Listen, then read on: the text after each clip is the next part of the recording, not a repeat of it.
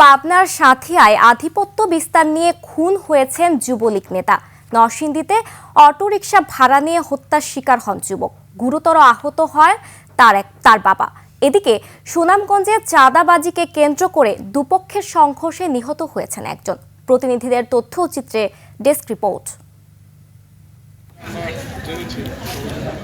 সোমবার রাতে পূর্ব বিরোধের জেরে পাবনার খেতুপাড়ার আওয়ামী লীগ কর্মী ইমু, সালেক ও মিঠু সহ বেশ কয়েকজন সাবেক ইউপি সদস্য আশরাফ আলীকে মারধর শুরু করে। খবর শুনে সেখানে ছুটে যান আশরাফ আলীর ভাই যুবলীগ নেতা আমিরুল মাস্টার। পরে প্রতিপক্ষ তাকে ধারালো অস্ত্র দিয়ে কুপিয়ে ফেলে রেখে যায়। তাকে উদ্ধার করে হাসপাতালে নেওয়া হলে চিকিৎসক মৃত ঘোষণা করেন।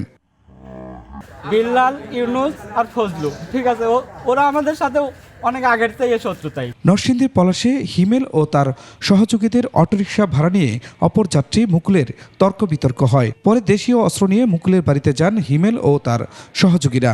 সিল্কোর সিল্ক অ্যান্ড শাইন, যাতে আছে আর্গান অয়েল ও ওট প্রোটিনের গুডনেস, যা আপনার চুলকে রাখে হেলদি অ্যান্ড শাইনিং। কুপিয়ে জখম করা হয় প্রতিবেশী সুমন মিয়া ও তার বাবা আলম মিয়াকে।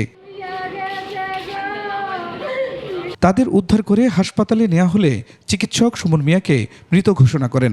গুরুতর আহত অবস্থায় রাতেই ঢাকা মেডিকেল কলেজ হাসপাতালে আনা হয় আলম মিয়াকে। সুনামগঞ্জের মধ্যনগরে চাঁদাবাজির নিয়ন্ত্রণ নিয়ে দুপক্ষের মধ্যে হামলা ও পাল্টা হামলার ঘটনা ঘটে।